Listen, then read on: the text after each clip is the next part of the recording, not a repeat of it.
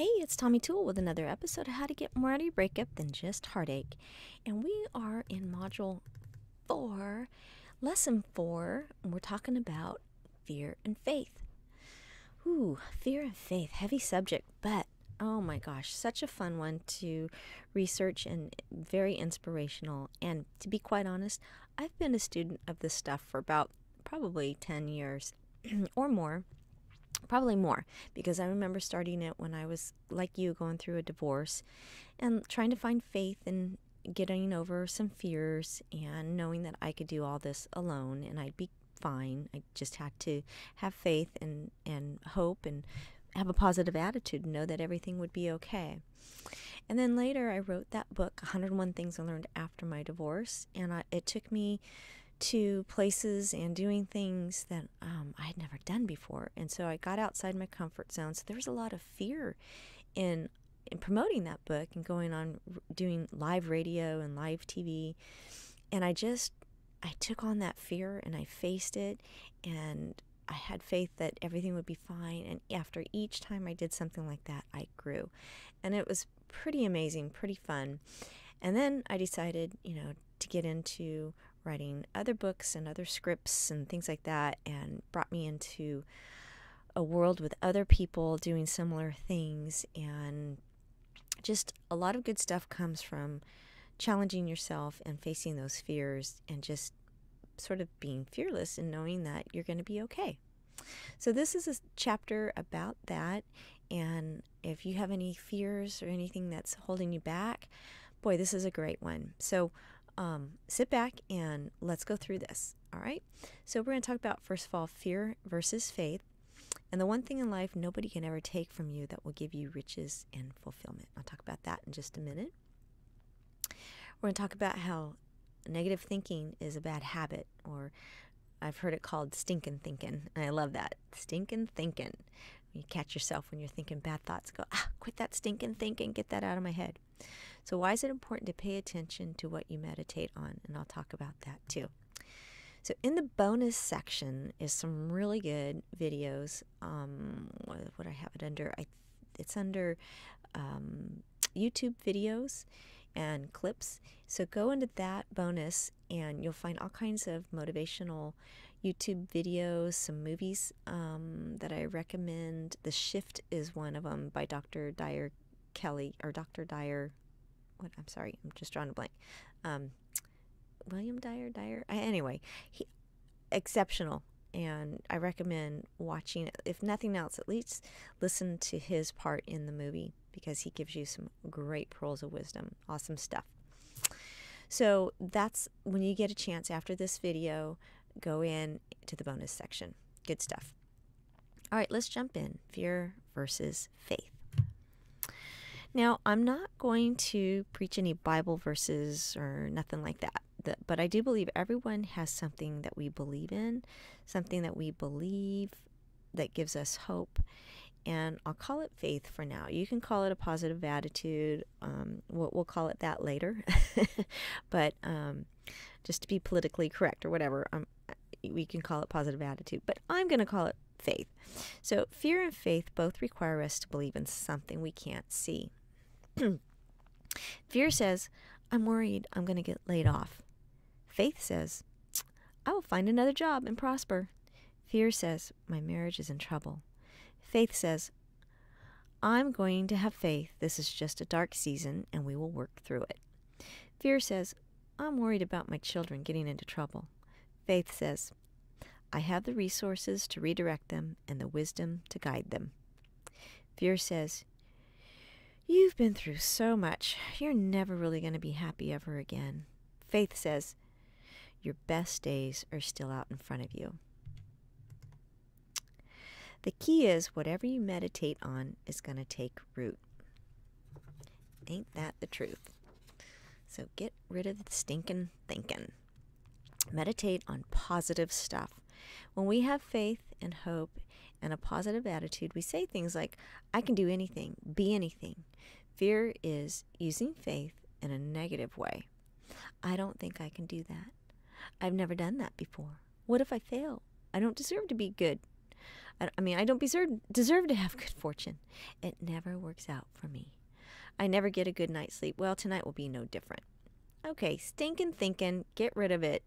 That's such crap. And you're probably not even aware you're talking to yourself like that. So get rid of it. It's holding you back. All right. And this is how you overcome some of that. So you ever wonder why some people are more positive than others? Keyword positive. They seem happy all the time and without worry. We all know somebody like that. And when we're feeling blue, we want to hate these kind of people. We want to tell them to just shut it. Sit down, shut it. How can they be so darn happy when our world is falling apart? Who do they think they are? I mean, really, the nerve of these people to be so happy when I'm so miserable. Do you know anybody like that? Yeah. So fear will keep you awake at night. Fear, worry, negative thinking is not only a bad habit, it's a surefire way of making sure negative, self-fulfilling prophecies come true. Just think about it. Everything has an opposite, and if we did the opposite and used our thoughts to be positive, just imagine how much better our lives would be.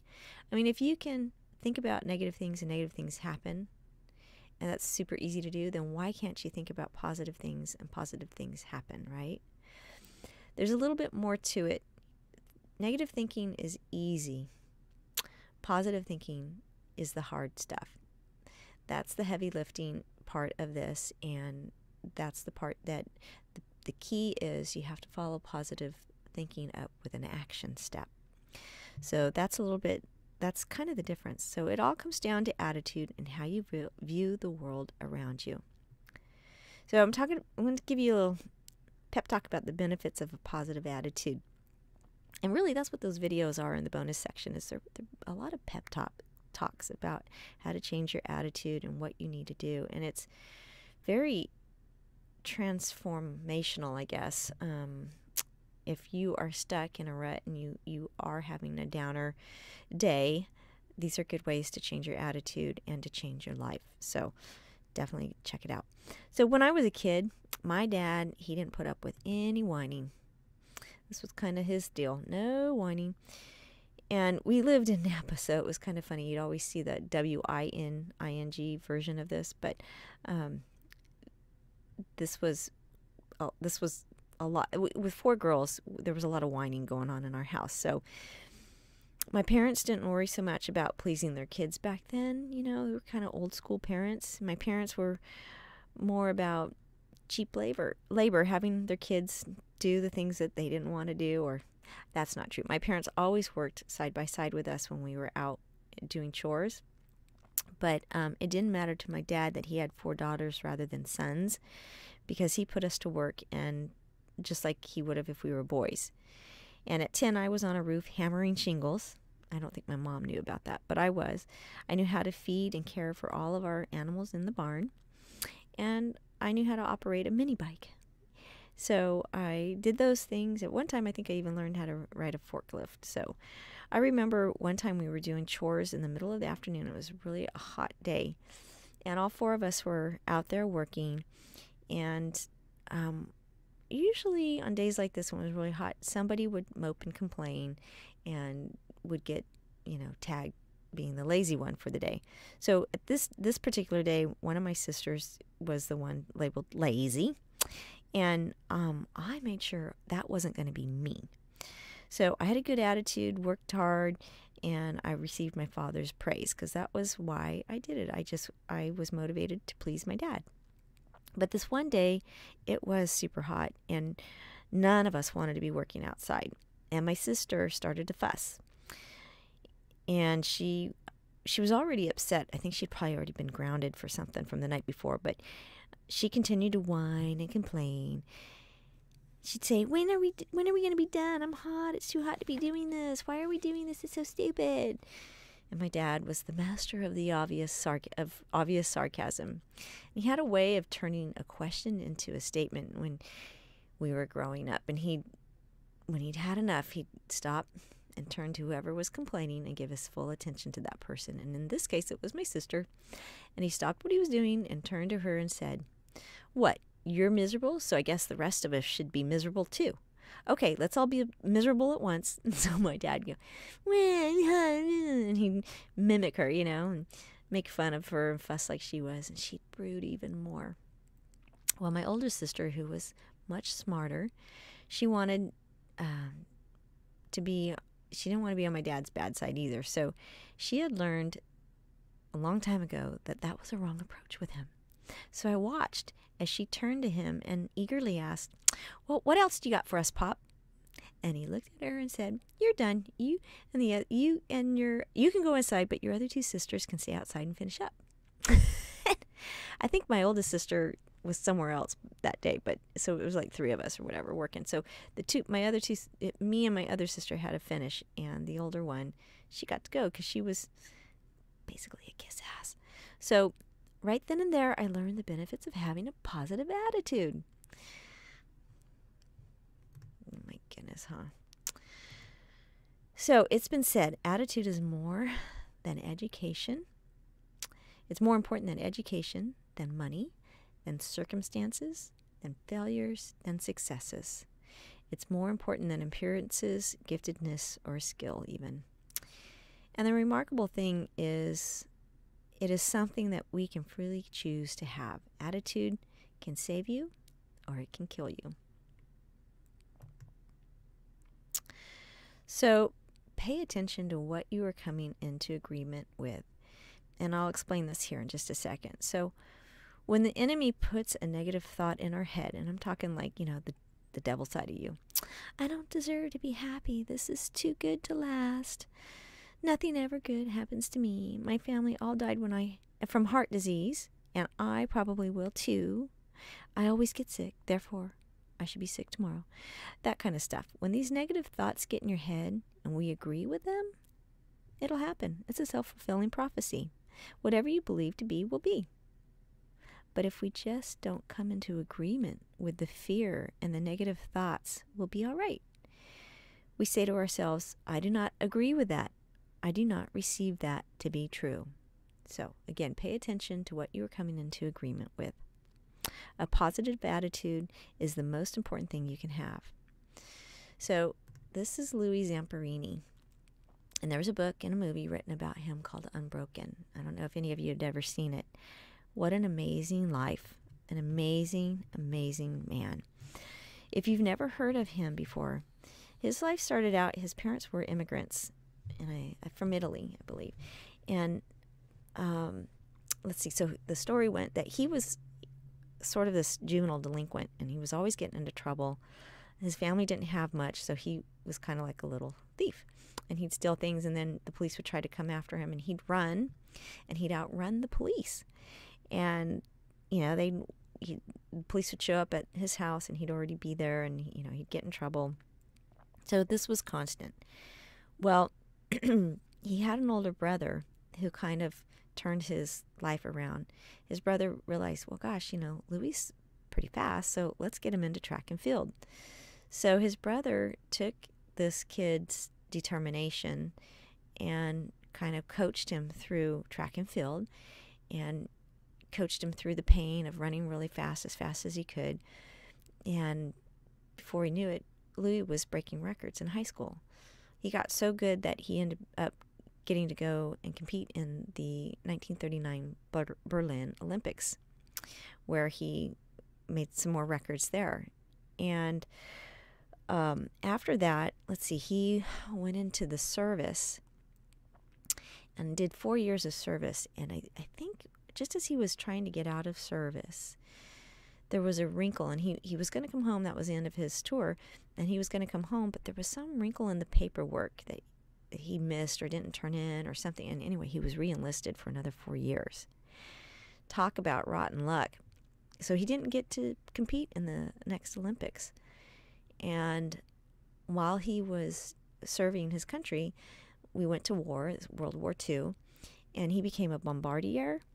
And those are, I'm not sure if I'm saying that right, bombardier, I can't remember. But anyway, he was the guy who let the missiles go out of the plane.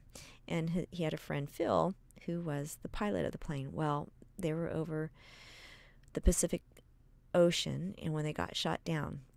So Louis, his best friend Phil, and another guy, Mac, were the only three that survived the plane crash. And they were at sea in a raft for 47 days. I mean, you talk about a head trip.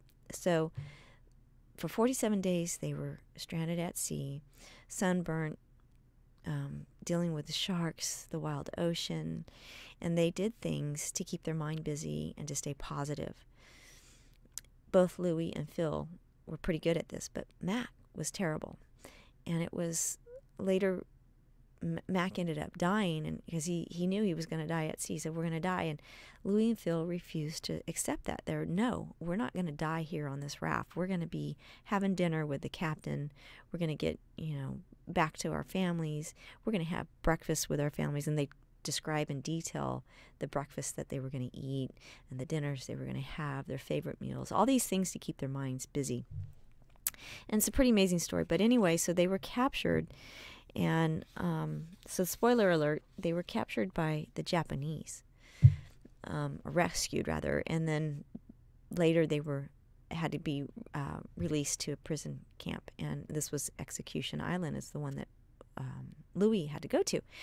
So there he was reminded every day that he was going to be executed, going to be executed, going to be executed. And because of his Olympic status, they actually spared his life, but he was tortured every single day for 2 years. So his book is all about how he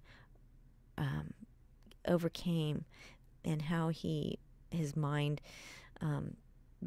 didn't accept that. He wasn't going to accept death this way. And he ended up living to be 97 years old and had a very celebrated life. So I'm not going to tell you too much more than that, but the book is amazing. I haven't seen the movie, but the book was just Laura Hillenbrand. She's an awesome writer. So what Louis later said is that, these men who he noticed a lot of the difference between those who lived and those who died. And he said basically it was bottom line your attitude and your belief. If you believed you were going to die, then you did. If you believed you were going to survive and make it and you fought it with eternal optimism, then you did. So how do you get to that eternal optimism? How do you be like somebody like Louis? Is it DNA? What is it? I can't answer that. I don't really know. I think a lot of it is how you grow up and what you're made of. But you can, according to the videos I've been watching, you can practice and you can do things with your mind and meditate and change your thinking. And it's pretty amazing. And it starts with taking action. But so because, Wayne Dyer and all those are better at this than I am, please check out their videos because they're really great. So I have one more story. When I was a little girl, my grandmother would come and get me, and I'd stay the night with her, and she'd always get the bed ready and get my teeth brushed, and I'd climb into her spare bedroom. Sometimes I'd snuggle with her, but usually that was in the morning. So at night, she'd get me all tucked in with a cup of hot cocoa and with the little marshmallows, just like the one in the picture. And it was pretty cool because I'd get to drink hot cocoa after I had already brushed my teeth.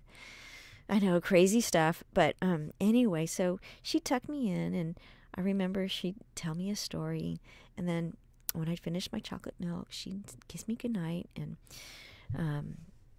she'd say something spiritual to me, and then she'd leave and turn off the light and close the door. Well, after a few minutes, I'd be there wide awake, probably because of the hot chocolate, I don't know.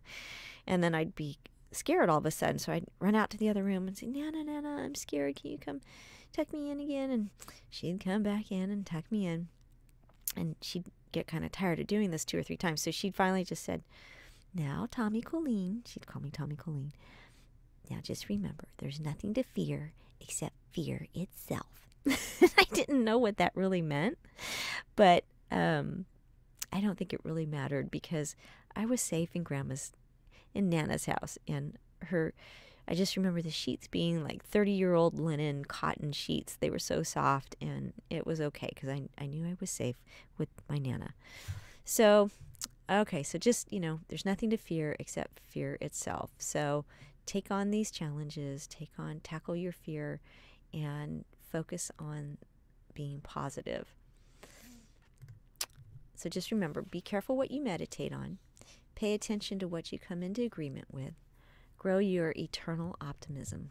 Practice by practicing on your faith and hope. That's how you do that. Choose faith over fear, and know there is nothing to fear except fear itself. All right. Thanks for tuning in, and I hope this lesson helped. It was a lot of fun for me to go through those videos, and I typically love to go through this kind of stuff, and I make it a habit to do every now and then. So come back to those bonus videos because I'm always adding stuff to it. If you find something that's really inspirational, send it to me. Send me the link and I'll add it in there. So love to hear from you. Okay, keep it up. Talk to you later.